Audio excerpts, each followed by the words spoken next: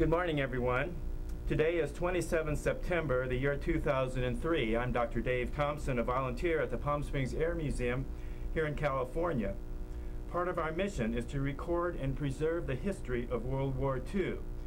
In conjunction with the Veterans Oral History Project of the Library of Congress in Washington, D.C., we conduct interviews of veterans and civilians who participated in our country's military conflicts.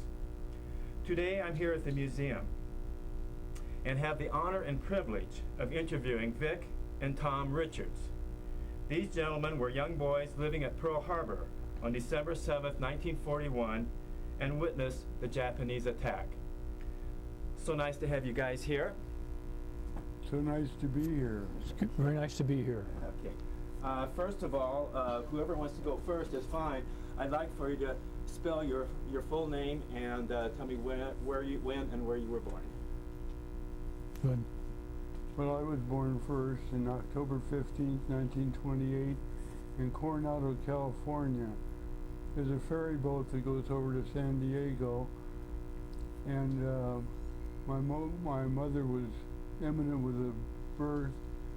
My grandmother drove down to the ferry boat, and the line was so long, they turned around and I was born in the local hospital there at Coronado. I'll be darned. I was stationed at North Island for a couple of years, and when the last year the ferry, the year that they built the bridge, so the ferry was still running then, so I'm quite familiar with that. And you are Vic, right? I'm Vic, yeah. Okay. Tom? And I'm Tom Richards. I was born August 16, 1930, at San Diego Mercy Hospital. We got across the ferry for my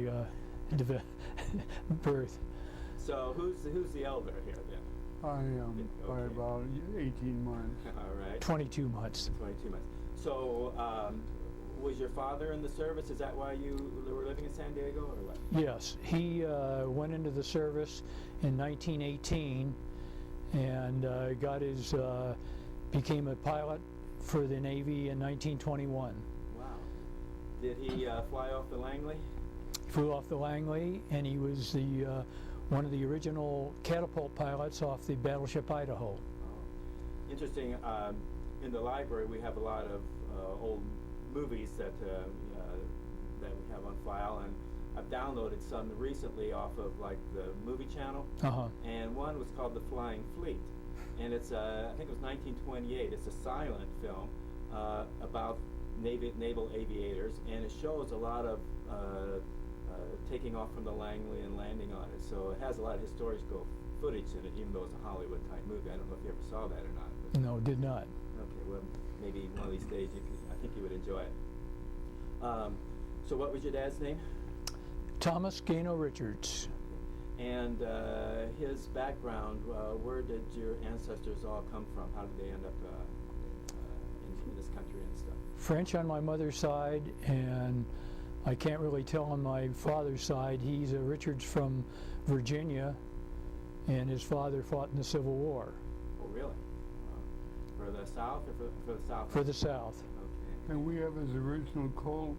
He was a Mosby Ranger. Oh, sure, I remember the Mosby Ranger. There was a TV series that was one of my favorites back in the 50s. Yeah. The Mosby Rangers. He and his brother were very prominent in the So that's cavalry, right? cavalry, yeah.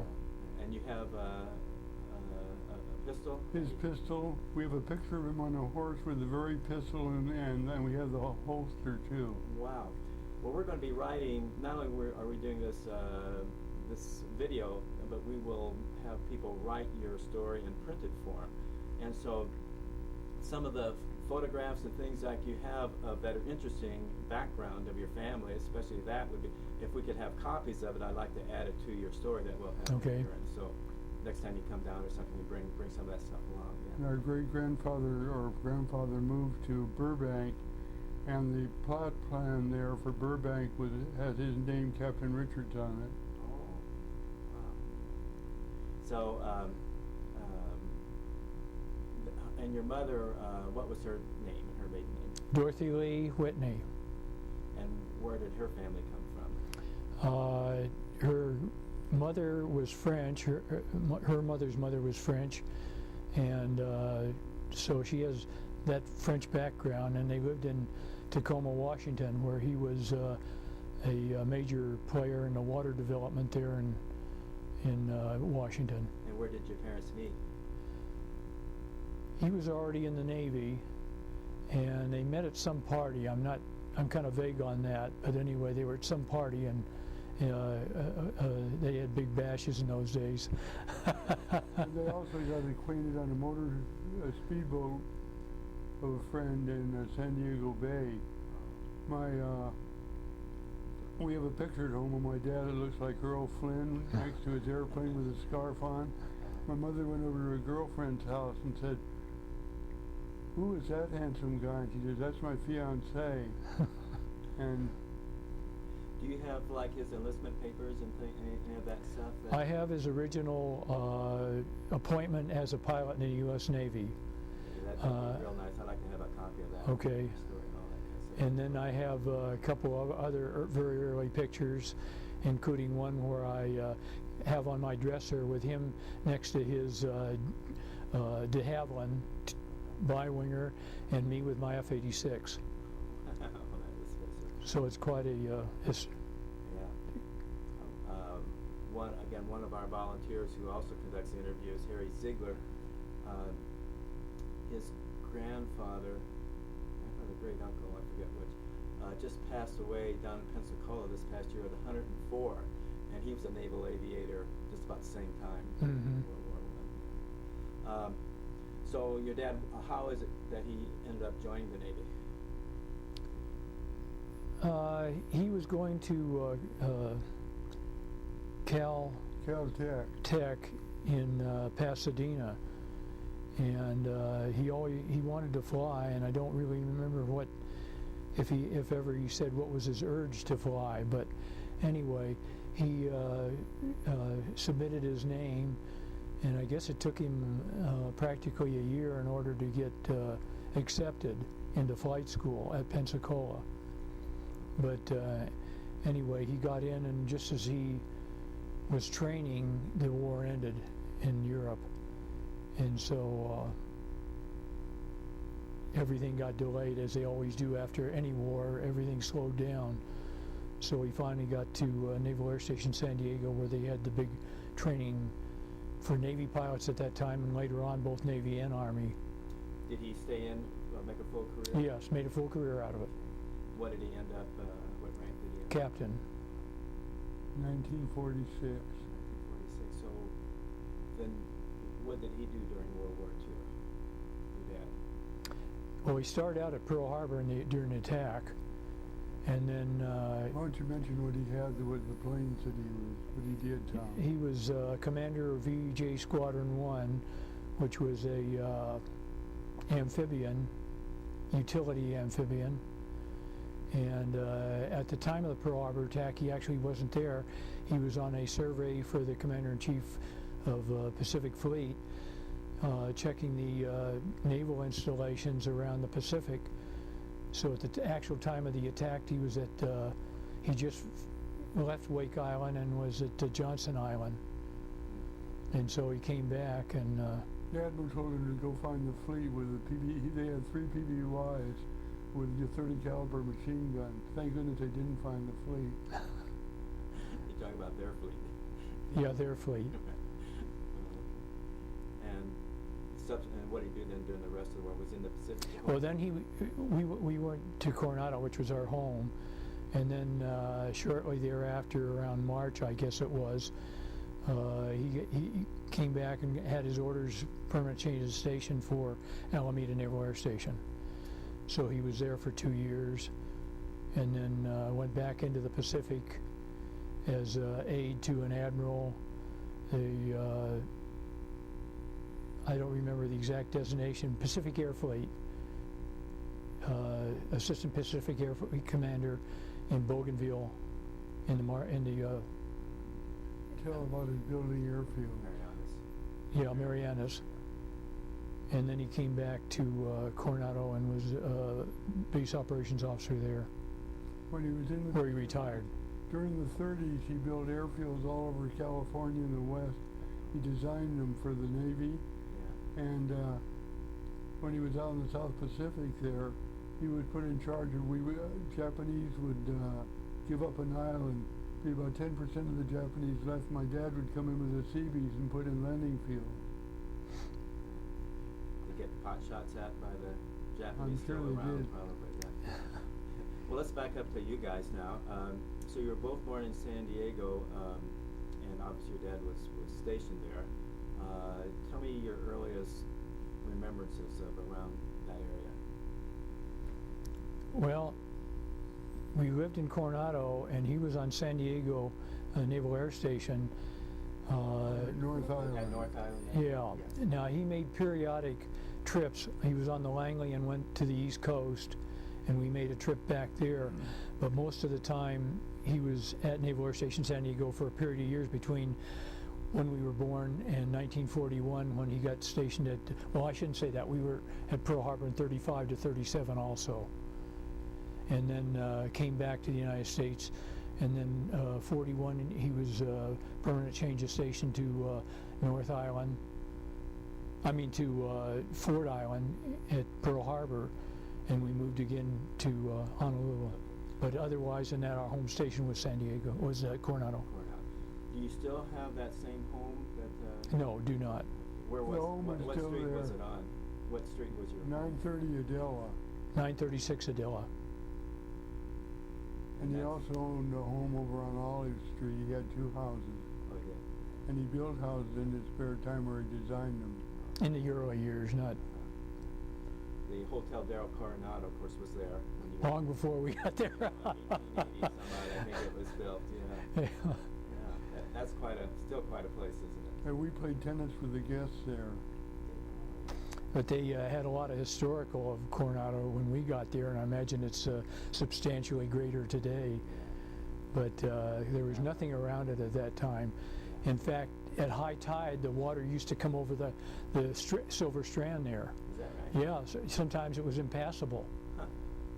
If you can imagine that today, you know, it's sand as far as you can see Yeah. with housing and everything I else. used to drive that strand when I was at North Island. One day I was driving up one morning.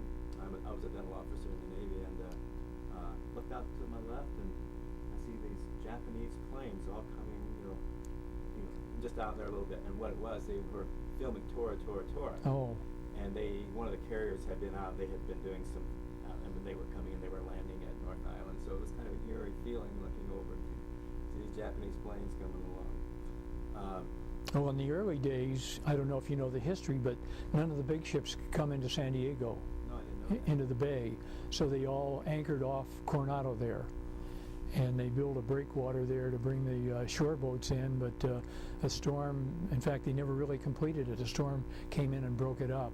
So Right in front of the hotel. they decided it was much better to widen the harbor area there, the entrance to the harbor, and bring the ships in. Did you ever go aboard the Langley? Yes, Did you? yes. Several of the aircraft carriers. The Yorktown, the Enterprise. I don't remember ever going on the Saratoga or Lexington. And did you go to school right there on Coronado? Did. you go to school? Yes, What- I graduated from there. And did you graduate from Coronado High? No. Did they have No, that's right. Did they have a grade school there? at Grammar? Yes. Oh, yeah. Grammar school, junior high, and high school. High school had two. No, they didn't have a junior high. They had Well, grammar school. 9th, 10th, 11th, and 12th in high school. So they went up on the grammar school. Up to 8th grade, yeah, that's Yeah. what I did. Had 250 kids in high school. 250. Did you guys play sports? Yes. What'd you play? Football, basketball, and I started out in track and decided to switch to tennis. And they never had a tennis team there, so I was a member of the original tennis team.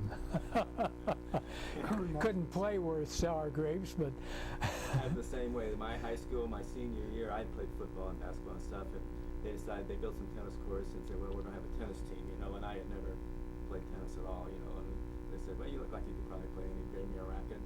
I was on the team, just kind of like that. So. I played football and soccer, and town taught me to play tennis. We played occasionally with the guests down at the Hotel Del Coronado. Did you play against other teams in San Diego? Yes, Did you did. play in the LA team? Yes. Did you play the LA teams as well? Yeah, we played Grossmont, and what was the other big school out in northeast? I forget. Alcohol? No. Before alcohol. But anyway, yes, we did. We played. I think there were 6 other teams in the league.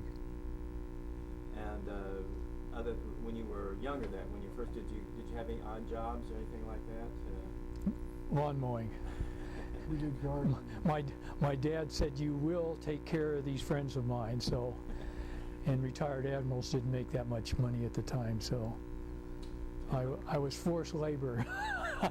What rank was your dad then when you were a kid? He was lieutenant,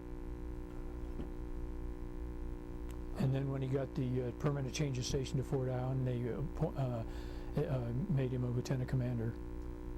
So those first planes that they flew off on were biplanes, Right. The Stearman, I suppose, and things like that. Well, they weren't Stearman. They were several different makes. De Havilland built a lot of the. They really didn't have, as we know today, bombers and fighters and this type of thing. The Army had bombers. The Navy just had a lot of training planes. It was just substantially training. And so everything in those days that the Navy contracted for were both fixed landing gear and float. So you could take the fixed landing gear off and put a float on it, and now you could land anywhere you wanted. So my dad would go out one day and land on the beach of La Jolla, and they'd run in and have lunch with girlfriends, and so a few days later they had a multi-millionaire that lived out in the Escondido area and had a huge place, many acres, and there was a lawn that rolled up to the house, and they would land on the lawn and roll up to the house and have a big shindig and climb back in their airplanes about half snockered, and it was kind of a wild time in the Navy Air Force. Did you ever have any bad crashes? No. I'm sure you probably had friends that did, though, didn't you? Yes. When he was in Pensacola teaching flight, he had a student freeze at the controls, and he did hit a tree at a slow speed and went down the tree like this, around like this, and ended up at the bottom. That was the worst I think had happened to him one day. No, he never bailed out. I don't remember him ever crash landing. He might have, but he was rather a quiet individual and never really related a lot of things that we would like to have heard. We had to force a lot of stuff out of him. They had a Boeing F-4. He flew Boeing F-4B fighters. They have the one still in existence at Chino, and they flew those off. My mother did a picture of him, Boeing F-4B, taking off from either the Saratoga or the Lexington. Wasn't that right, Tom? Yeah, Lexington. How did your mom like the Navy life, and how did you guys like being growing up that In way? the Depression, she was a socialite in Coronado. We never suffered. She didn't have a fortune, but we had Packard motor cars and lived a very good life. During World War II, she had a Packard station wagon. There were only 8 built, weren't there, Tom? I think 6. 6 built Packard station wagon. So she did all right. Yes. Did you have any brothers and sisters?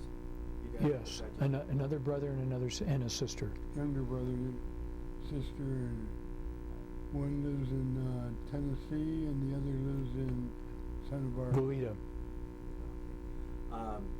So your dad got transferred to Pearl, 1941, did you say? Correct. And what was Early 41. And what was his job over there then? He was commander of VJ Squadron 1, Amphibian Squadron. Sikorsky airplanes. Okay. S-43 is what they were classified as. And they had pontoons. They would land on the water.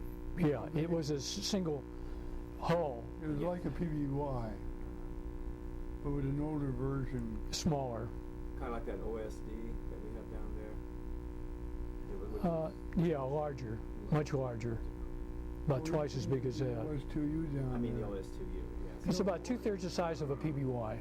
But it looked like a PBY construction as opposed to, otherwise it had wheels that came out of the body like a Yeah. F4F does.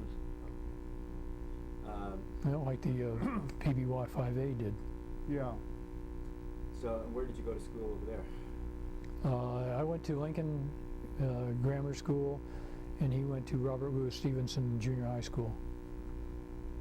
And you said you were living at Pearl City, Yes. which is, where is that? Pearl City is the opposite side of the main portion of Pearl Harbor where the ships would be. So if you went directly across the island, Pearl City was jutted out from, we actually on the peninsula, it jutted out from the Pearl City portion. Pearl City was right on the highway there, and then the peninsula came out, and there were ships on either side of the peninsula. Most of the ships on the I don't know, Japanese came from the north, so it'd be the west side would be destroyer flotillas. They were all what do you call it, 4 or 5 ships together, rafted together. Oh, right.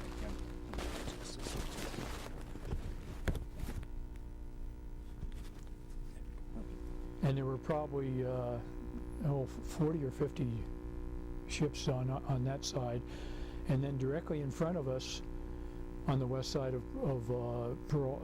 Ford Island, were 4 cruisers in the Utah, the old Utah, which they used to use as a target ship.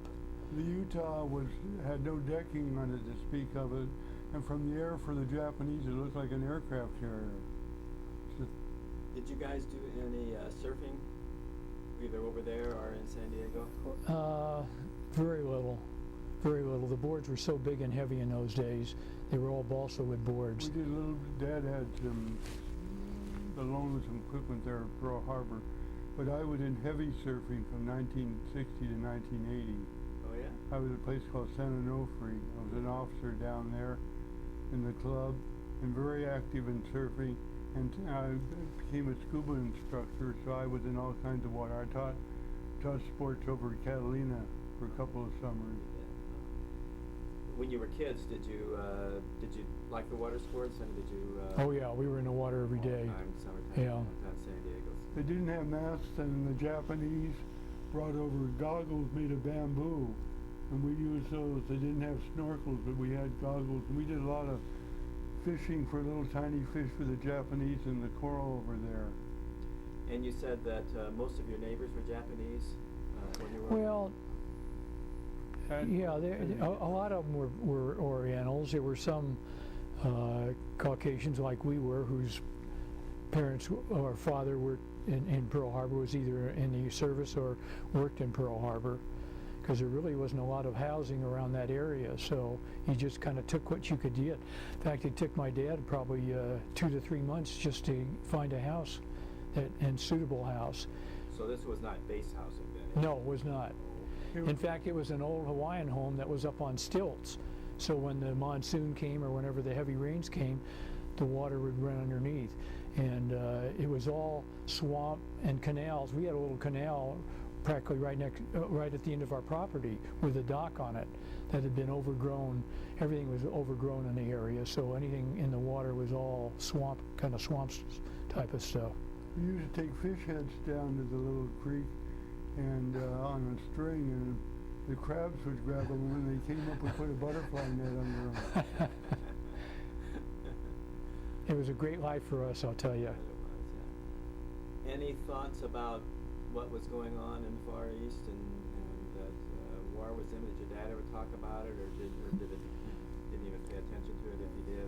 Or? My dad didn't relate anything to us, and we were on the young side. My mother she read the paper, we got the paper, but she never told us that, Singapore was being invaded by the Japanese, or what the situation was in China, or anything like that.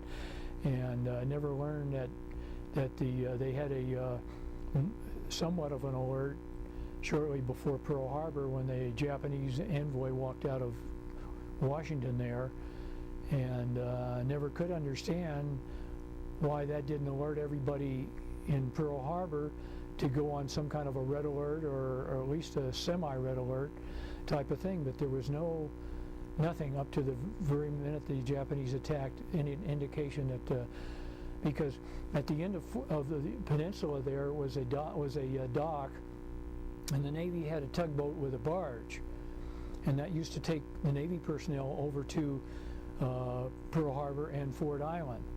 And we would go almost every Saturday, get on the barge. We had passes, and we would go over to Ford Island, over to my dad's hangar. See, Ford Island had a landing field on it, as well as having the amphibian planes at the, what would be the West End town. Yeah. So up to the very weekend that the Japs attacked, we were still going over to Ford Island, and there was no guard there or anything else, no security of any kind, and no indication from anybody that. From what I've read, the only thing that they did was they were more concerned about fifth columnists or whatever. Right. They had the planes all Right, stacked together. In fact, the time Absolute stupidity. the time of Pearl Harbor, the Navy had taken the sights off of the anti-aircraft guns No, for parade whenever. No, they didn't. Okay. So tell me about that morning. What were you guys doing, and what was your indication something was going on? Well, we usually got up early because we went to church in Honolulu. So I would get up very early, 6 o'clock or thereabouts, and we had a plumeria tree in front, bush, if you know the plumeria flower. Everybody makes leis out of them. When you come see a picture of anybody arriving or leaving Honolulu, it's always a plumeria. And I would pick the flowers and make my mother a lei for church every Sunday. And I was out there picking the flowers and heard the airplanes coming over, and didn't think anything about it, and I could hear the explosions in the background, but you know, it's like somebody in an apartment house hearing a bang and thinking it was a car backfiring when it was somebody getting shot. So even though it was unusual, I really didn't think much about it. And then very shortly thereafter, I would look for ripe coconuts after I'd picked the flowers. And this is what I was doing at the time the Pearl Harbor attack came. All of a sudden, leaves started coming down on the ground. And I'd look down and I'd see these pieces of shrapnel. That was very unusual, and I knew there were, you know, so I went to pick it up and it was too hot, it would burn my hands. So I went and got a bucket that we washed the car with, and flip it real quickly, put some water on it, and then flip it into the bucket. So by the end of the attack, I had probably 40, 50 pieces of shrapnel, about a third of the bucket or half a bucket. But at the very beginning, when the leaves began coming down, you could see the holes in them. It wasn't just like a whole leaf falling on the ground. I took it into my mother, and she was fixing breakfast or something, and she says, "Oh, isn't that marvelous?" She was that type. She never said, "You can't do this." Very low key. "Isn't that marvelous?" She said, "Have a good time. Go get some more leaves or whatever." And what's surprising about it, with that many pieces of shrapnel, I never got hit because it was everywhere. You know, it was flying through the air. And mostly from anti-aircraft guns. Yeah. So we have one piece I have in on my desk there that it looks like it came from a bomb because it's got the rings on it that isn't normal for an anti-aircraft shell. And so could you see Ford Island? Could you see that from your home? Couldn't see it from the home because there were palm trees all around, and if you walked out to the front of the property and down a little bit, we were only 3 short blocks from the end of the peninsula.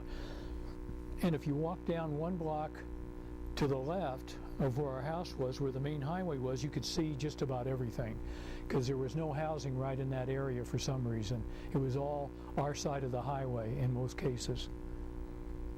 And that's what we did eventually. So when was the first time when did you actually realize what was going on? Never did. The radio broadcaster, the station, that main station in Honolulu, broadcast, "This is an emergency. Do not leave your house. Do not travel on the streets and highways. We would advise you further." Never mentioned once about an attack on Pearl Harbor. I guess they didn't want to panic the people. Could you hear the explosions and things? Oh yeah, sure. And the fire. You could see the smoke everywhere. So, then what did you do the rest of the day then? Well, he was working on airplane models all the time, so he was very busy. I don't remember whether I helped him from time to time, and I kept going back outside, but I don't remember what I did once the airplanes left from the attack. But I could see them. They came right over the house because north to Pearl Harbor area was right over our house. And I could see the bombers, the rear gunner. I didn't notice the pilot, but for some reason it always stuck in my mind. I saw several of the rear gunners with their helmets on and the gun sticking out the back. They were coming pretty low. And you could identify them as Japanese planes? Yes, oh yeah. You knew they were Japanese planes? Well, I didn't know they were Japanese planes. I knew they were something that wasn't American. If you were familiar with Why don't you tell them about some of the activity in the water between us and Fort Island, Tom, during the attack? What do you mean by, The destroyer pulling out. Oh yeah, we went on one side and saw all the smoke and everything, and then we went to the other side where the destroyers were all rafted together, and a couple of them pulled out, and one of them came fairly close to the shore on that side and dropped depth charges. And the next day there was a two-man submarine on the beach there, right? And it was in good condition. It evidently concussion or who knows what. Maybe it blew a hatch and they drowned, and then tried to, when they saw they were in trouble, beached it or whatever. But it was sitting right there, right within 100 yards of our house. So on that Sunday, you did go to an area where you could see Yes. all that? We Yes. couldn't see the battleships because they were rafted over on the other side of Fort Island. Well, they weren't The one around. battleship we saw was the old one I mentioned, where the Japanese thought it might be a carrier and just sunk it in where we're sitting there. The Utah? But the cruisers on our side didn't burn or weren't noticeable destruction. They were hit, but it wasn't noticeable where a magazine exploded and the. While we were at the beach, they evacuated everybody from Pearl City, didn't they, Tom? Yes, And except for us. came back because we were down at the beach. And they came back and discovered us, and we spent the night at the police station. Tell them about that night at the police station, Tom. Well, the beginning was, everything was so quiet, and they had the power off, told them don't show any lights, because they were expecting an invasion. And so we started out looking for anybody at all to tell us what was happening. And the first thing we come upon, and we didn't notice them putting it there, was sandbag machine gun emplacements. And they kept telling halt, halt, and we'd stop, and they'd come up and we'd have to identify ourselves. And they said, you're not supposed to be here. Didn't Mother use the term friends too? She said we're friends, Yes. which was a password. Anyway, so they'd check us and they'd say, you're not supposed to be here. So they said, go back and get in your car, pack a few things, the necessities, and go to the Pearl City police station. Was your mother with you then? Mother was with us. And And baby your John brothers and and baby sisters Vin, daughter Vicky and baby John. So we went back, and they said, don't show any lights. So we went back, and then we went through the same routine when we came to the car to the intersection where they were of the main, I forget what the main highway was there. It wasn't a highway, it was just a two-lane road. But anyway, they passed us through, and they would walkie-talk ahead or radio ahead that we were coming. And so we got to the police station, and my mom said, well, where are we going to stay? And he says, you can pick any bench there and sleep underneath of it. So that's where we spent the night. And then the B-17s came over whenever it was 9 o'clock, 10 o'clock at night, and they started firing at them, and you could see all the Because they didn't have the password. anti-aircraft bursts in the air, and We were more scared then. and we thought it was the invasion. We had no way knowing it was the B-17s coming in. So were you concerned about your dad? Yes. Had no idea where he was or what had happened. And when was the first time that you found out about your dad? Well, we were at, they moved us from Pearl City Police Station to a plantation called Waipahu, which was just off the Army base, and I don't know what it was. As you continued around to the north, it was the one that was in the movie with Oh, Here to Eternity? yes. I was just going to ask you. It was right across the highway from that, and it was called Waipahu, and it was a sugar plantation. And there were probably 30 families in there. And my mother had bought us a little Lionel train outfit, and so we took that with us, and we set that up, and all the kids came over and played with the Lionel train. So we were the big heroes because nobody else had anything to do with. Didn't Dad land somewhere that night and that didn't come in till the next morning? I don't think he came in for a couple of days. I don't remember him coming in. I remember setting up the... Something told him not to come in that night, which was very helpful because he wouldn't have the password. Yeah. And it's playing through about 100 miles per hour. That's what I meant to ask you. Those last few scenes in From Here to Eternity sounds like similar to what you're talking about, blackout and really nervous, everybody around there. Well, I can remember they had a retrofit for your headlights, and there were little lenses on there on each headlight, which were almost worthless. The only thing that really showed up was your tail light. They didn't put anything on that. But it was so ridiculous to have this little tiny lens on there, you know. I guess it was just to show there was a car coming because they didn't do any good as headlights. My dad made a big mistake right after Pearl Harbor when he came back and got us all organized again. We were living in town. He taught me to drive at 13. He may have regretted it for several years. How long did you stay in Hawaii before you came back? We left Christmas Day, didn't we? Yes, Christmas Day on the Lure Lane. That was a... Matson Line. Matson Line.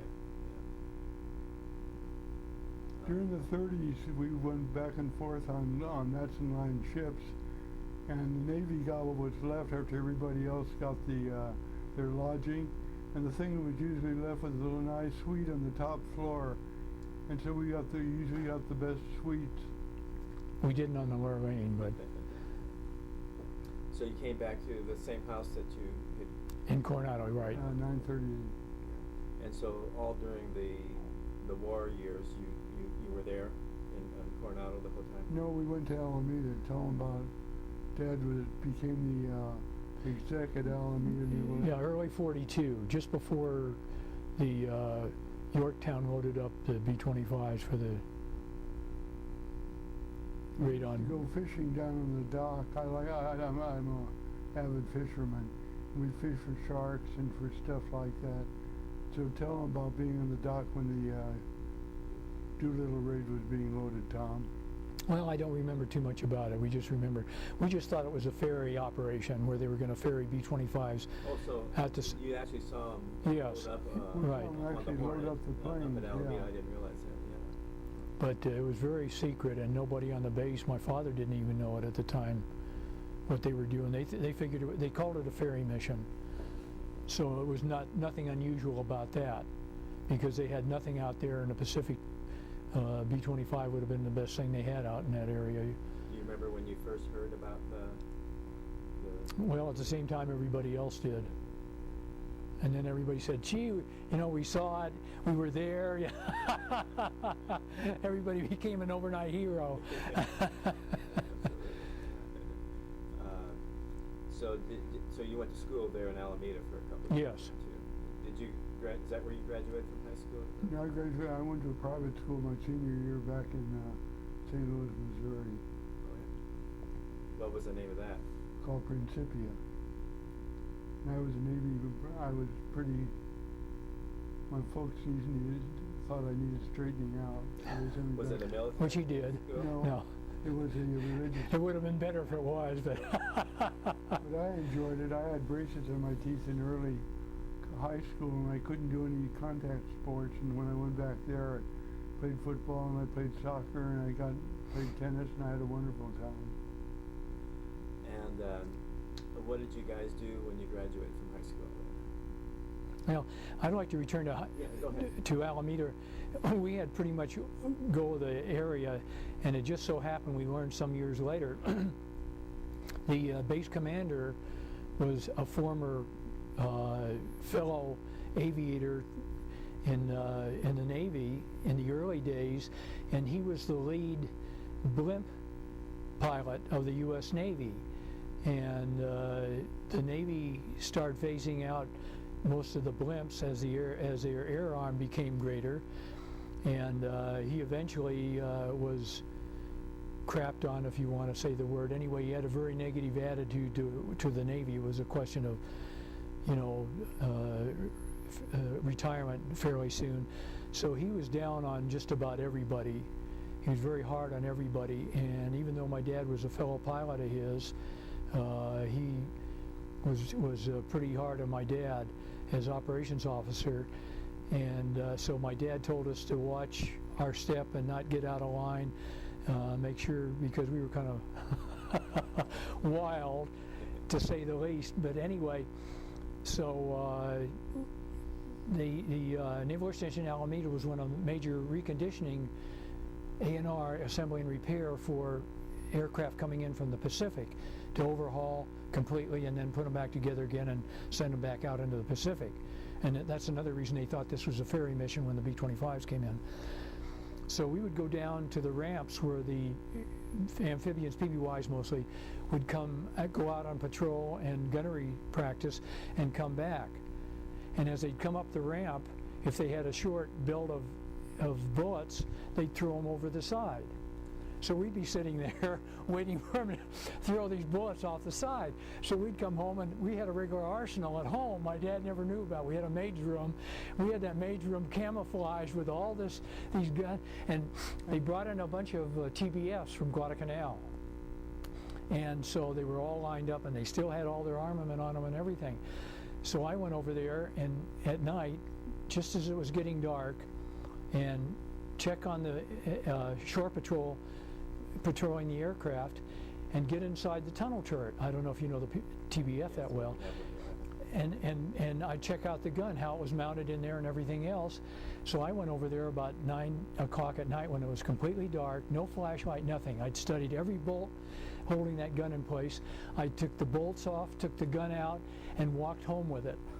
So I was the only kid in the whole area with a .30 caliber machine gun in operable condition. We had an arsenal in our attic, and then we worked over. Tell them about working at the recognition school. They had a recognition school that came under base operations, which was my dad's. And you know, I make models. Operations, and they had all these identification aircraft. We started out with cardboard, and where you punched them out of a square piece of cardboard and put them together. And then they got to going to schools and all, and having the kids in the shop make the models and all. For hardwood made from a block of wood, and beautiful models. So then we got some of those, and then they got a manufactured Comet, I think, was one of them, and they built the plastic models, black. They were all black. And then we had the ships, which were also Comets, some Comet and some by other with lead parts on them. Manufacturers. And so we would set up displays. We didn't teach at classes, we weren't allowed to because we weren't military personnel. But we would set up the displays, which were long cases, probably 8 or 10 feet long. And also we would set up different displays hanging from the ceiling like you have here. And each week or so we would change them over so everybody couldn't memorize what was on the boat displays and the aircraft displays. So since we were available, and a lot of other times these other people were doing other jobs. And we knew how to repair it all. The stuff would come in broken and cracked and everything, and people would handle them and drop them and things like that. So we became very familiar. We knew almost every ship and aircraft that came into for the displays. So whatever happened to that .30 caliber? Dad got his permanent change of station to San Diego, and I said, he's going to check everything that goes out of here, and this ain't going to work. So one night, about 9 o'clock at night, I carried the damn thing. I couldn't take the car because he didn't know we drove. So I had to walk the whole thing, and it was almost a mile. So here I am. I'm walking by my side, and I've got, I forget what it was, but draped over about half my leg, and this thing hanging down like this, and I'm walking along. If a shore patrol or something had come along, I'd have been dead meat. My dad probably would have been early retirement. But I got it back in the airplane. It was still sitting there, same airplane. My fingerprints are all over it. If they ever want to check it out. We know this kid. He's been around this place too often. They put us in the brig once there for things that we were doing. Didn't we dig a hole where the Marine Guards went? Anyway, we got in trouble, and so we ordered food for all the prisoners there, so they threw us out of the jail. When we left Alameda Naval Air Station, we left with our own collection of over 250 identification models and over 250 ship models in several sizes, and we still have that. We had it in display in the Santa Monica, part of them on display in the Santa Monica Air Museum till it closed. We pulled it back out, so we're looking for a home for these. We have hundreds of models in my basement. Yes, yeah. Probably the most complete collection today of identification models. That's amazing, yeah. You should, Brooke, when, might want to talk to him, maybe, I mean, we'd love to have something like that here, I'm sure. You have some of the black models here. We have some, yeah. But we have a complete collection. And then we have the ships, not only in the tiny size, we have half a dozen ships, or how many we have in the middle, about this big, and then we have 4. They're called teacher models, and they identified it was much easier than these little 1 to 72s. So they would teach them how to identify silhouettes of the teacher models. Then we have 4 metal tanks and armored car identification. I did 4 of them, but they're in perfect condition. Oh, that is really special, yeah. So, oh, you said what we do after high school? Well, or tell me, do you remember when they dropped the atomic bomb and at the end of the war? Oh yeah. What you were doing, or what you thought about that? We were very comprehensive of the war by then. And were you we still followed the war then? pretty closely from Alameda on, because we had. Oh, Tom, you left out one of the best things you did. Talk about the Japanese seaplane Zero from Aleutian Island. Yeah, this is really great. They had a salvage yard there in Alameda. So we'd go over there and pretend we were pilots, and they had all kinds of aircraft. The PBY was our operations aircraft. And it was a lot of fun, it really was, because we could be a gunner, we could be the pilot, so on and so forth. So one day they brought in a new airplane that we hadn't seen before. In fact, we hadn't seen it in the identification section of the displays here.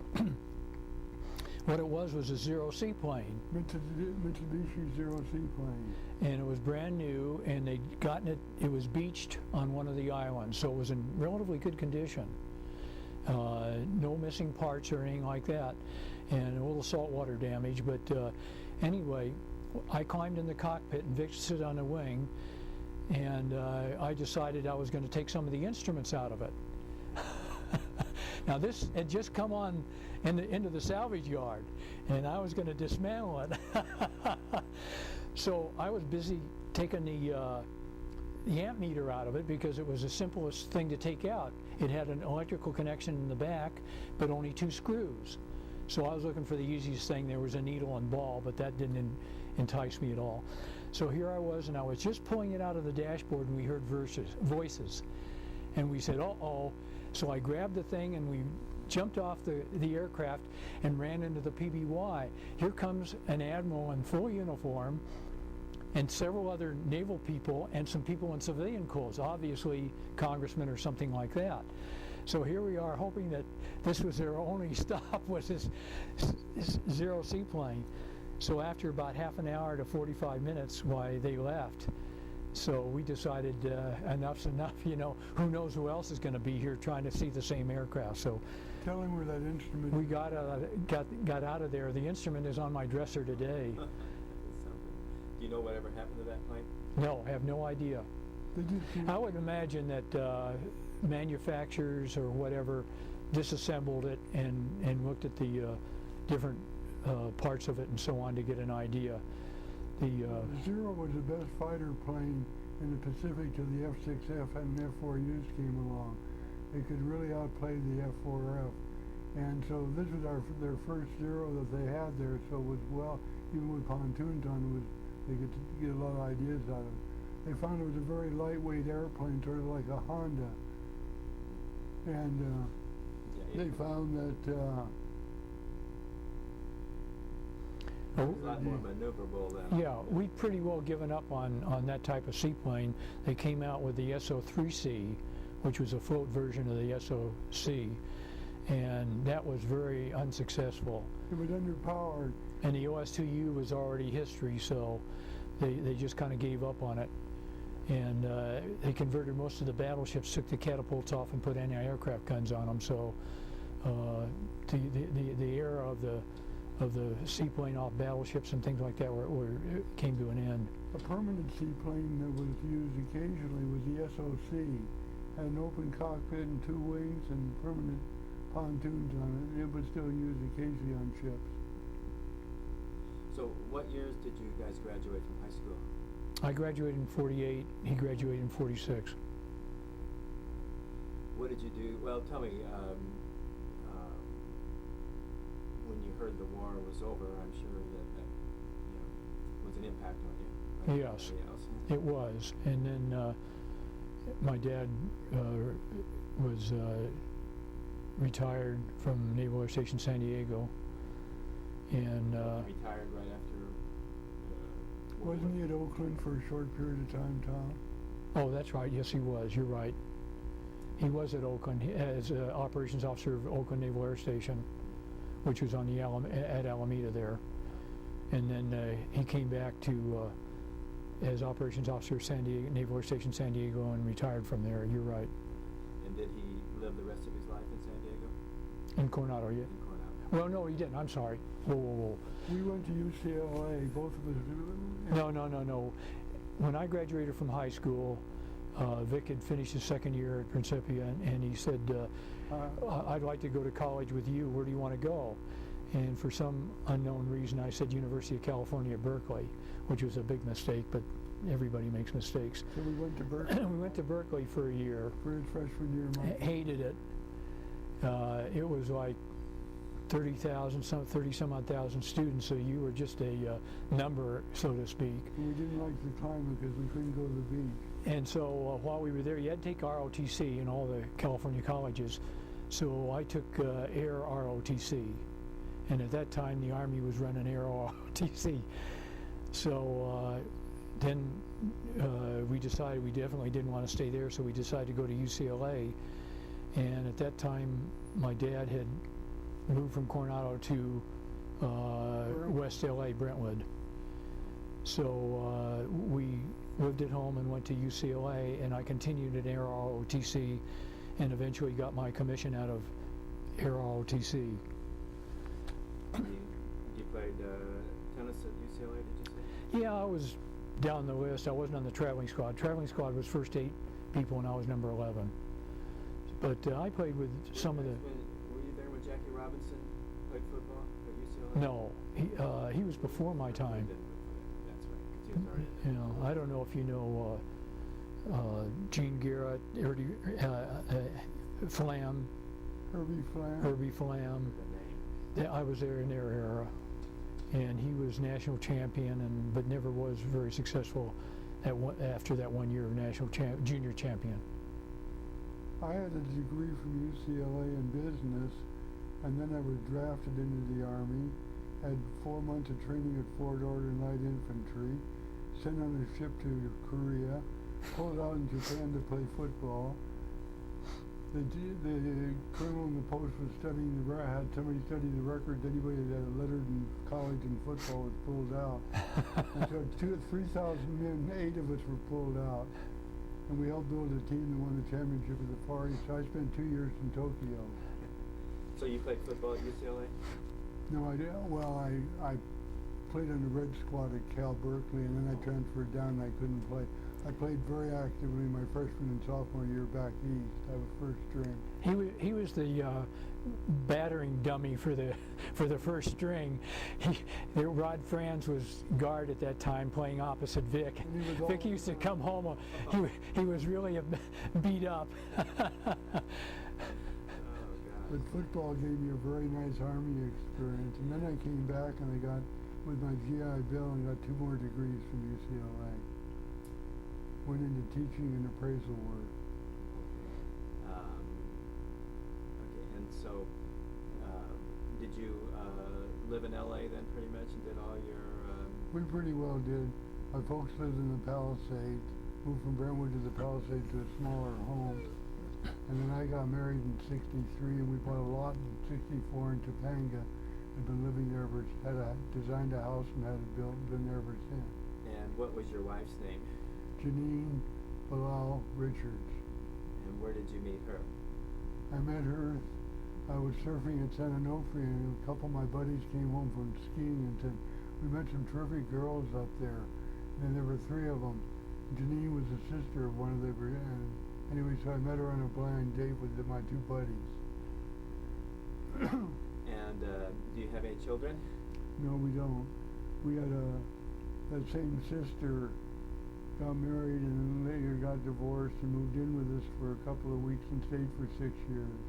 So we helped bring up 2 of our nieces that we're very close to. What are their names? Lori and Linda. So did you say you taught some and you also...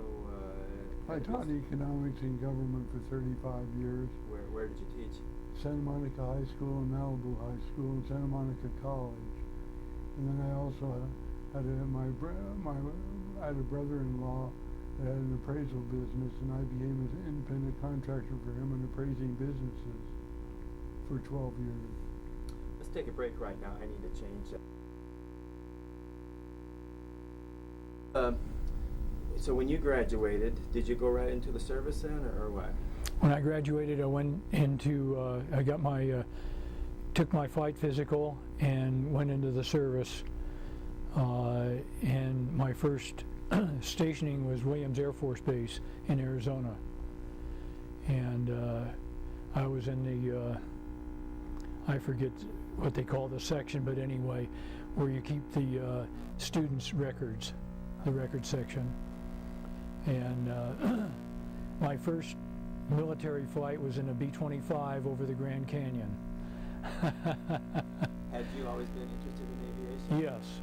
My father had been a pilot for We lived and breathed it. 30 years, and so I knew I wanted to be a pilot.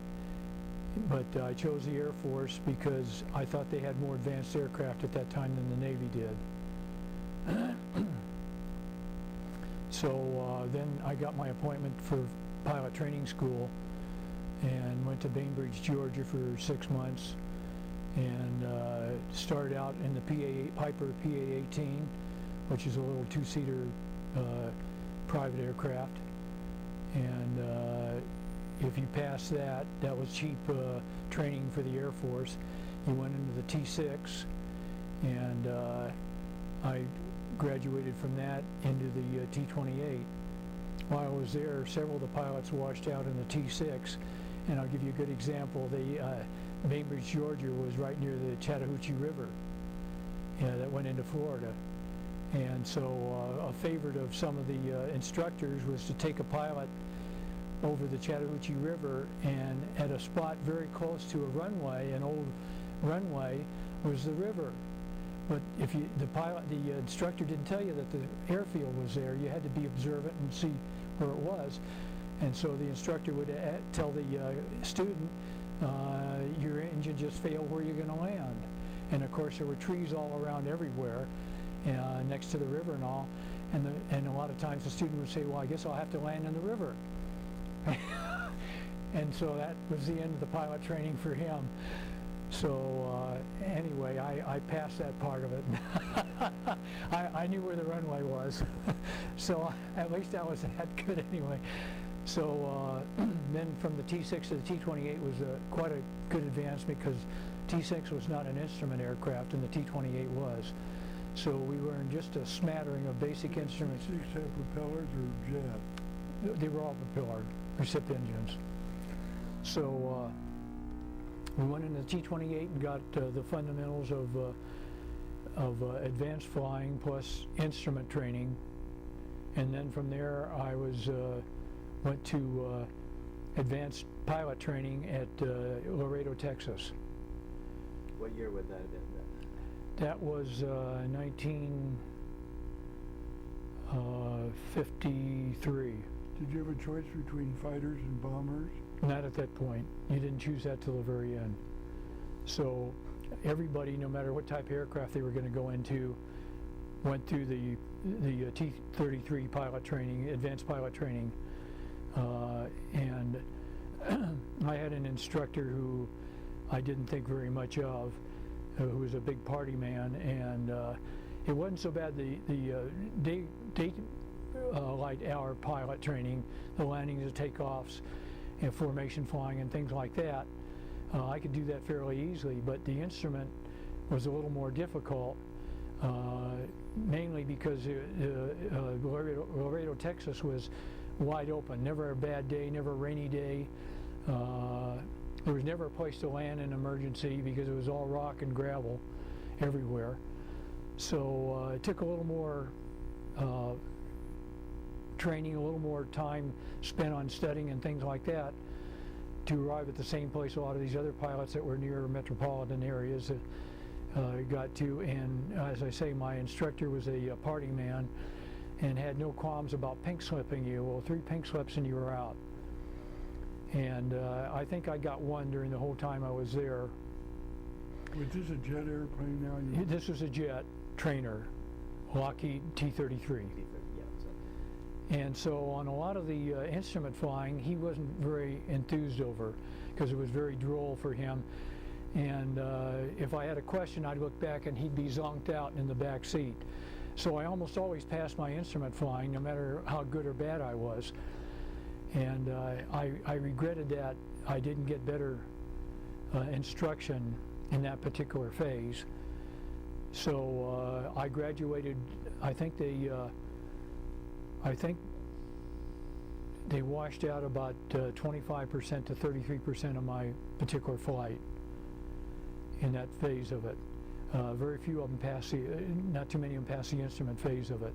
Like I say, if some hard-ass instructor had taken me, and at the very end, when he finished his training part and passed you, you would have to ride with another instructor from another flight.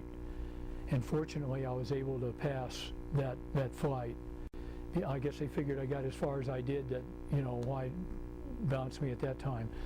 So at that time, if you finally passed your last flight instruction, then they gave you a paper where you submitted whether you wanted to go to fighters, bombers, whatever other aircraft, reconnaissance, whatever else. And out of my class of 20 some odd students, I shouldn't say 20 some odd, there may be very close to 20 at that time. 6 of us got fighters and all the rest got put in bombers or something else. Well, the something else turned out to be back to T-6s as spotter aircraft in Korea. And that, I would have committed suicide, I think, if I'd have gotten that assignment. So I did get the fighter assignment, which was very coveted. Very few pilots got it. And from there I went to Nellis Air Force Base for fighter training. I wanted to ask you, the transition from props to jets, was that a difficult transition for you? Not really. Not really. A jet aircraft is easier to handle than a prop because you don't have torque. And it's more sensitive to the controls. You usually have a hydraulic boost to your ailerons and elevators, rudders. So you're assisted in everything you do.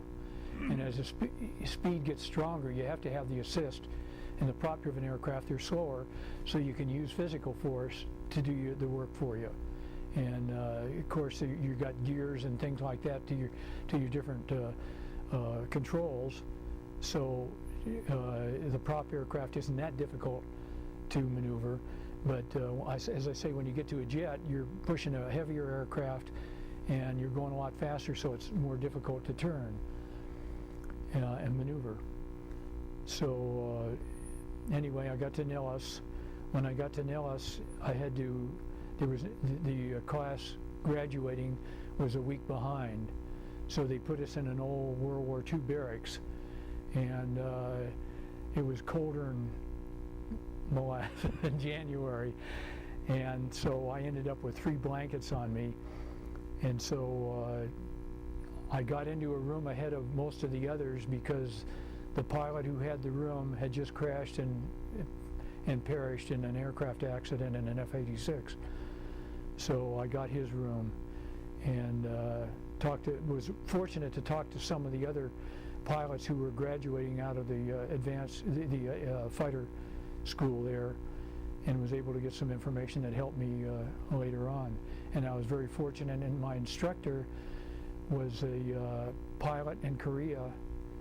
I don't know whether he was an ace or not, but a very nice guy, and he had gone through as a cadet in training when I was I went through the first officer class in the Air Force, full officer class. There was always cadet class with 2 or 3 officers in it, and they decided to... Officer, why? I graduated as an officer from UCLA. Okay. And so we were the first full officer class in the United States Air Force. And so my instructor had gone through as a cadet, gone through the same training that I had gone through, an excellent pilot. I mean, this guy was just a born pilot. And he had shot down several aircraft. I don't know, like I say, I don't know whether he was an ace or not. And when he finished his tour, he figured when he finished his tour in Korea that he was out of the Air Force, so he just went home. He didn't get his release papers or anything else, and they said, hey, you're not out of the Air Force yet, come back. So they put him in training because of his experience in Korea, put him in as an instructor to Nellis, and I was very fortunate. He was a real top-notch guy and taught us a lot. The F-86, that's your first fighter? Yes. Tell me about what's an F-86, how describe that a bit more. Well, F-86 North American built aircraft was the second jet fighter in the Air Force. The first one was a conversion from the T-33, which was the trainer. They converted it into a single air. It was the other way around. They built the F-80 and then converted that into a trainer. And the F-80 was very limited from the aspect that the pilot had to be small. Now, prior to the time I got to fighter school, all the previous classes had to be under 5'11". So I was 6'1½". So I was the first pilot class to go into F-86s that was above 5'11". And for obvious reasons, you had to wear a seat pack. There wasn't enough room between the back of the seat and the instrument panel. And as a result, if you were over that, your head hit the canopy. Now, I later flew F-80s, and I found why they didn't, because I could never sit straight up in the cockpit. I always had to go like this. Well, one of the first things they told you is watch your behind. So you're supposed to be able to turn like this, and I had to turn like this, so I could only see about half to the rear rather than 2/3 of the rear. You could never see fully to the rear because your back of your seat blocked it out. So anyway, you would eject if you had to? Yes. Canopy went first. You had a handle on the right side for the handle on the left side for the canopy. The right side was the seat. Maybe it was the other way around, I forget, but anyway. So the canopy had to go, and then the seat went, and the seat was powered by a 37mm cartridge. And what kind of armament? We had 650 calibers in the nose. At that time, very awesome. We had no cannon. The enemy always had cannon, 20mm or 37mm. The MiG had 137 and 220s. But the cannon was not concentrated enough where you had to be right on, otherwise a single shell would destroy an aircraft, obviously. But with us, you could track an aircraft and let him fly into your every fifth, I think, was a tracer. So you could always follow you had a gun sight, which was a radar operated. The tactics, were they similar to the prop planes of World War II, for instance, like B-51s and things, or was the tactics for jets different? I would guess they were probably the same. I would say that the prop driven in World War II were used to more close up. In other words, they got close to their to the adversary in order to make a kill. We fired further out because we had radar control gun sight, which they did not have. They had a fixed sight and had to figure lead from the gun sight reticle on their gun sight. Did the Russians have similar sights? I don't think they were quite as sophisticated as ours. I think most of theirs were probably fixed, but I'm not sure. I didn't, we knew what the armament was on the MiGs. We knew approximately what their turning radius was, their rate of climb and things like that. But we really didn't get in that. But your sight was pretty reliable? I mean, Yes. Yes. How did your plane compare to the MiGs as quality? They were lighter and could outclimb us, but for some reason we felt that they were never anxious to go to higher altitudes, whether they had a big failure in pressurization of the cockpit or what. Ours was very reliable, and they were tested all the time. So if there was any question, they replaced the canopy seal and so on. And I don't think well, I know their aircraft wasn't as near as sophisticated. Did you yourself get over to Korea? Did I get to Korea? Yes. When did you get over there? I got over there in May of 1954. So I was over there at the end, almost the end of the armistice, whatever. Did you see any? We saw, our secondary mission was air-to-air. Our primary mission was air-to-ground. And we did a couple of forays on the 38th parallel where the North Koreans tried to infiltrate South Korea in support of ground troops and so on. Even though they called it an armistice, as you know, they were shooting well after I left, even from time to time. And our secondary mission was air-to-air, and we had periodic air-to-air missions, both daytime and nighttime. And we had on board, which is called an IFF, which I think most people are familiar with, Identification Friend and Foe. And they had an island, Kwangdo or something, off the west coast of Korea, right close to the 38th parallel, and they had a big radar site there, and they monitored both North Korean aircraft as well as ours. And when we got close to the 38th parallel, we were required to run the IFF all the time. They would tell us, you're within so many miles of the 38th parallel, start your turn so you don't violate. Well, we always had IFF failure. That was the worst part of our aircraft, was the failure of the IFF. So we'd go maybe 40, 50 miles into North Korea, and they'd keep yelling at us, you know, try to get your IFF back on. And too bad they didn't have a little bit more of that in Vietnam. Isn't that the truth? So anyway, we knew we couldn't go very far, but we could see the MiGs up there conning contrails. But as soon as they knew we were within range, you could see them turn around and go back. But at night, they'd come over with a what do they call it? Check something Charlie, night check Charlie, and they come and drop bombs, throw them over the side because they weren't sophisticated aircraft. So they'd send. We didn't have any radar aircraft per se. So there's a Marine Corps base close to us, so we'd get him in an F-3D with radar up there, and we'd follow him all the way around. Well, Korea in the night was like a big black hole. They turned down the runway lights. They had a ceilometer, and that was our guide to everything, was a ceilometer coming up off the ground to check the ceiling of the clouds. Oh. And then they tell you the ceiling is 20,000 feet or 10,000 feet, whatever it was at that particular time. And so we'd use that as our navigational instrument. So we didn't have radar to our field as such. Were you married at this time? I was married at the time. I just married, barely. In other words, I got married and left. What was your wife's name? Janice. Her Her maiden name was Bowers, out of Sacramento. You did? Yes. How'd that come about?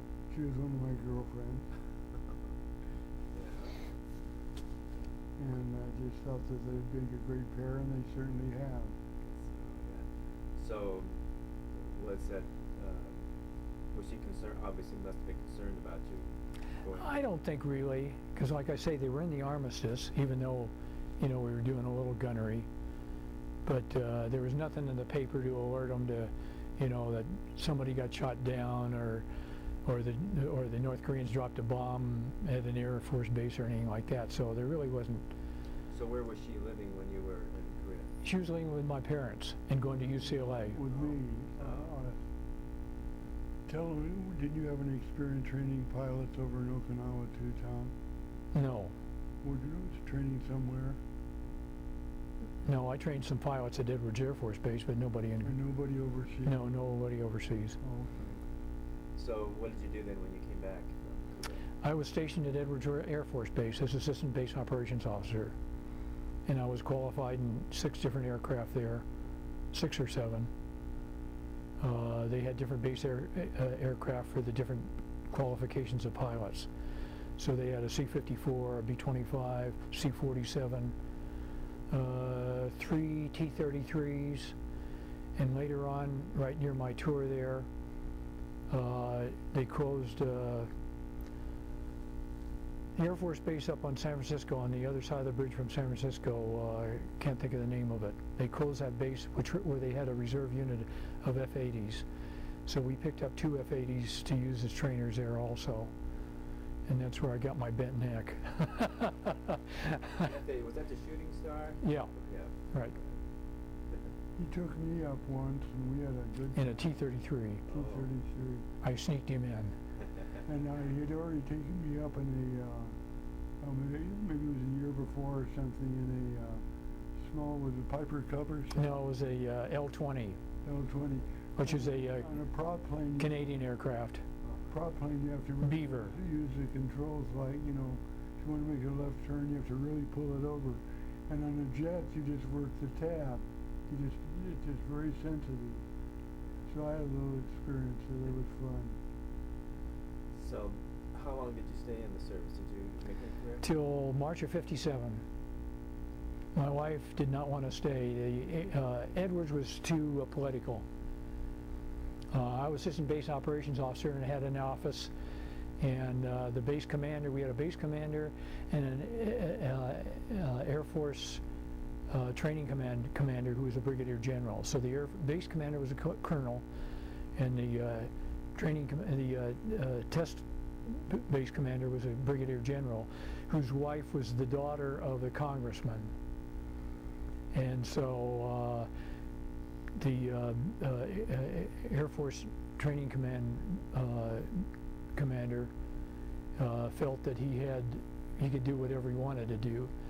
So if he took an aircraft out of the base parking area, when he came back, we had a U-turn thing there for cars to go out and pick up the high-level people.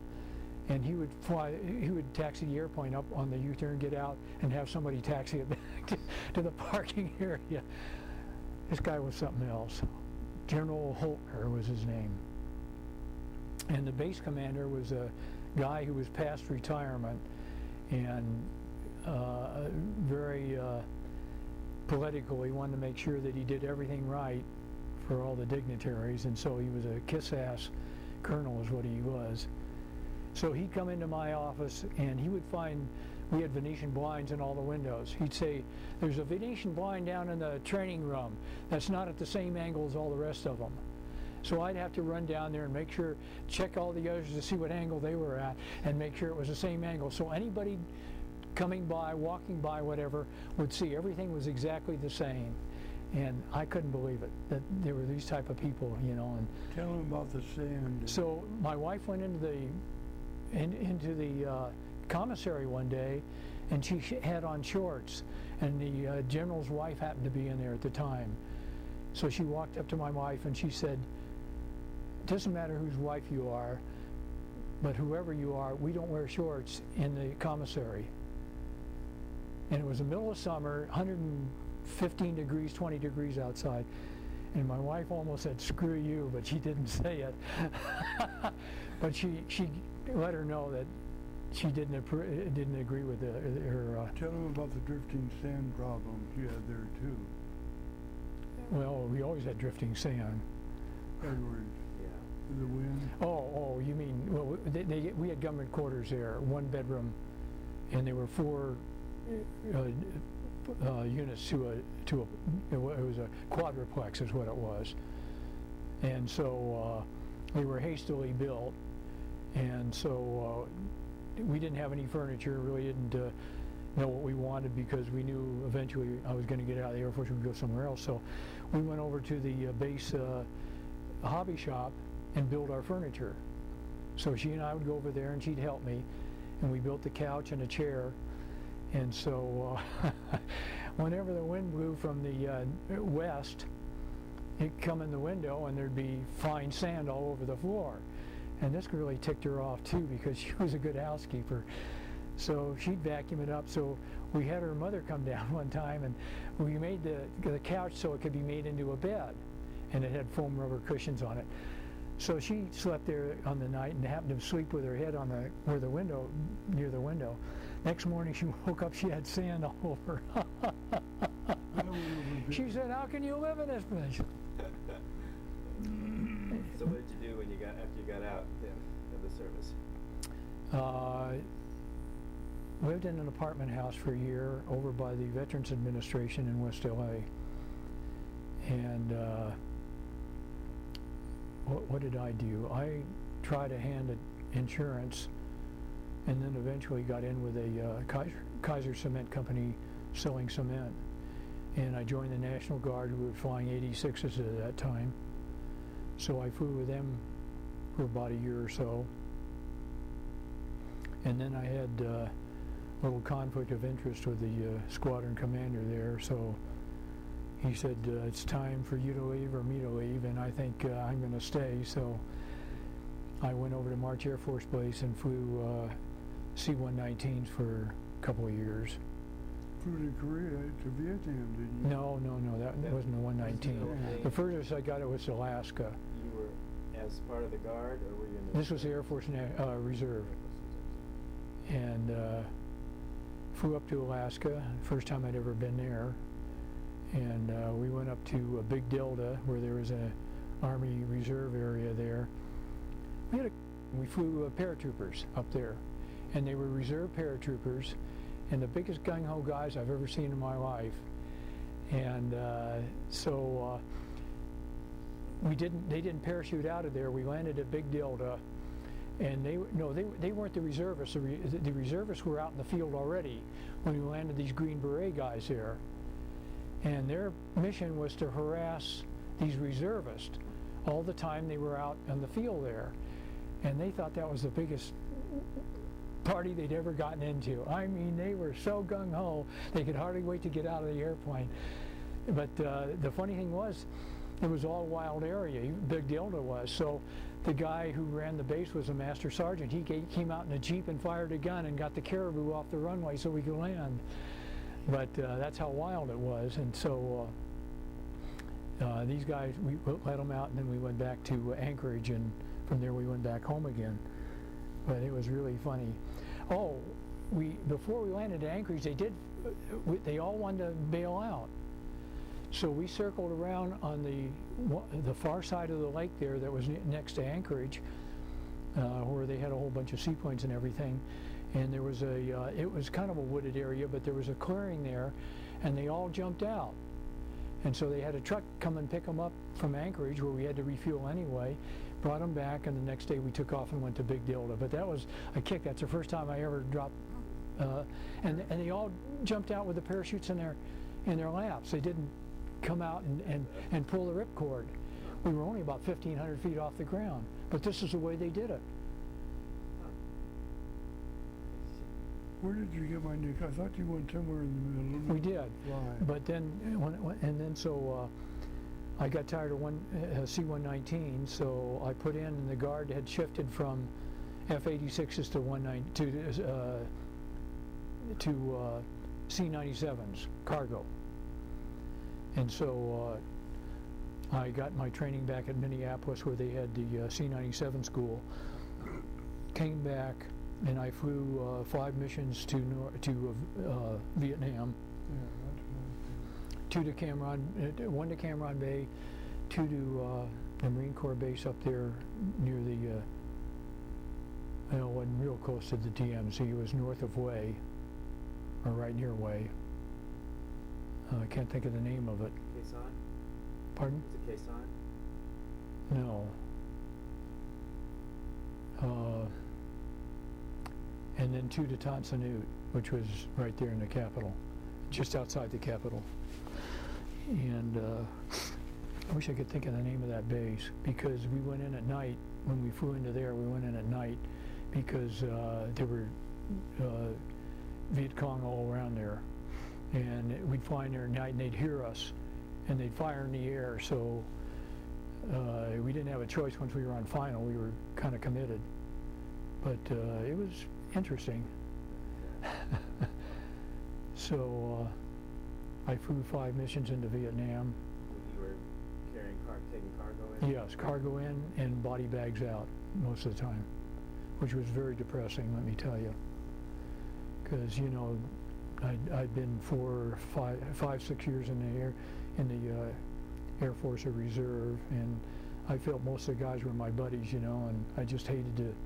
It really tore me up. You know, you can read about it, take pictures of it, but when you're actually there with them, it really makes a big difference, I'll tell you. And then when you know there's 57,000 of them, that's a big number. So, did you stay in the reserves full time? You retired from reserve? Yes. So, were you still working for the cement? No, I only stayed with them till I started with them in 58 or 9. I stayed with them about 10 years, and then I went into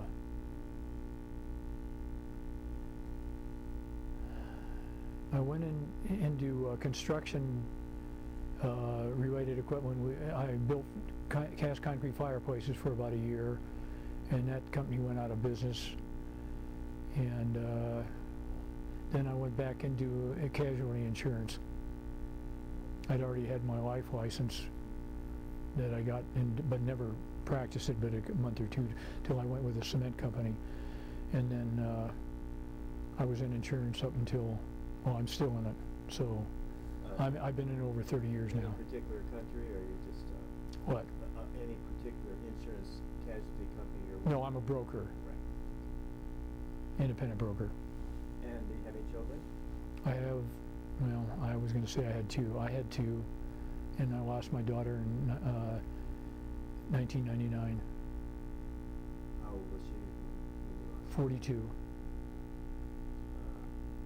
accident or cancer? Cancer.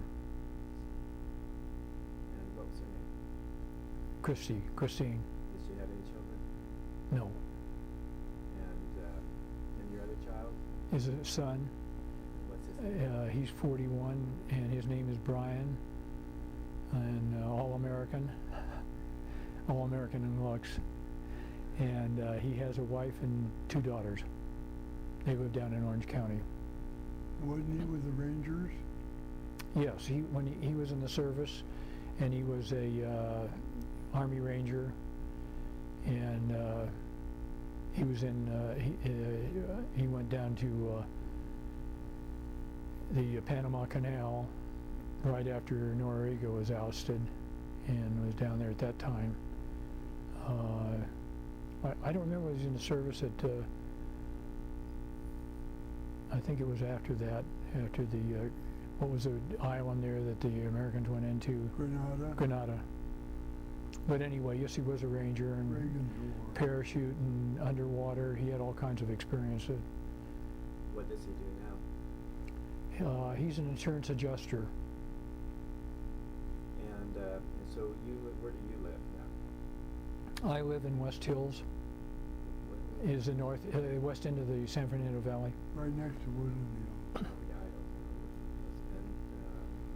know. I live in Topanga Canyon on the ocean side. So how how far away from each other do you guys live? 10, 15 minutes, half hour. Still play tennis, both of you? Not in 3 days. We hit balls together 3 days ago, didn't we, Tom? I haven't played much in the last couple years.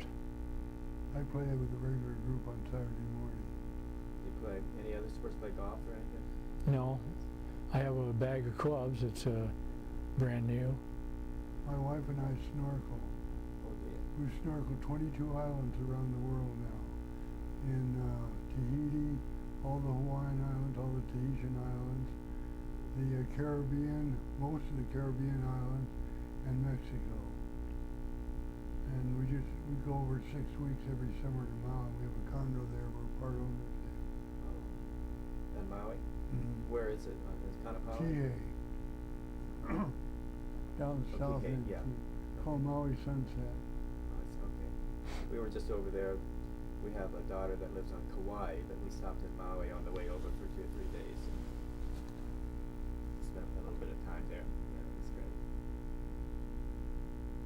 Do you have any other hobbies or interests, Tom? Not really. We made contact with the Yorktown group down in San Diego, and supposedly they were supposed to have the Yorktown down. Where's it coming? Bremerton, Washington, or San Francisco? I think it's Bremerton. It may be in San Francisco. Anyway, they were supposed to bring it down at least a year ago, and it got delayed. It got delayed because of environmental situation there, and it's docking on the Navy side of San Diego there. I don't remember what the number of the pier is, but anyway. Right next to the Star of India. No. Star of India is up there where the ferry building is. All right. Anyway, and they converted the dock, or are in the throes of converting the dock to take the Yorktown, and they're supposed to have Navy displays, and that's where we were. The reason we made contact is we did have these identification models. We also have some memorabilia from my dad, the sword from inspection days, and I don't know what happened to the hat. He used to have that hat that, like the old people in the Civil War. Yeah, Napoleon hat. Napoleon hat. Yeah. I don't know what happened to that, but we wanted to. We thought it was in a trunk where we had a lot of his stuff, but it didn't turn up. So my mother sold a bunch of her stuff when she moved. A bunch of the stuff when she moved from West LA there, Brentwood. She sold a picture of my dad on the Lexington with the F4B, and we didn't realize that she didn't ask us or anything. Anyway, she sold that, which we very would have loved to have had. But anyway, the sword and some of the other things that my dad had, we were going to donate to the Yorktown as a historical period. And but they haven't moved very rapidly. They were talking about restoring aircraft, Navy aircraft, to put on the ship. But this is a Yorktown that was in South Carolina? No, this was never in North Carolina. No, South Carolina. Isn't there a Yorktown museum with a ship? I think another aircraft carrier, but not the Yorktown. Yorktown, okay. Now they're just retiring one for Washington. That's going to be in Washington. That We they're have one in San Francisco. bringing back from the Pacific. I read about that. But he has. I don't know if I have a copy of it or not. The history of this Yorktown that they emailed to him. I'm in email contact with him. And then what's the carrier that's at San Francisco? The Midway? It's the same one that the Doolittle raid. The Hornet? The Hornet. That's not the original Hornet, though. No, it's not the original, but it's on the same dock and almost the same position when they loaded up the B-25 at the museum. Okay. I've been up to visit Yeah, it. Well, I tell you, you guys have really had interesting lives. Thank you so much for coming in, talking to us today. Our pleasure. Yes, enjoyed it. Okay. You're a good moderator. Thank you. You must be doing this quite often. We do. We've done about 170 of these in the last 2 or 3 years, I guess.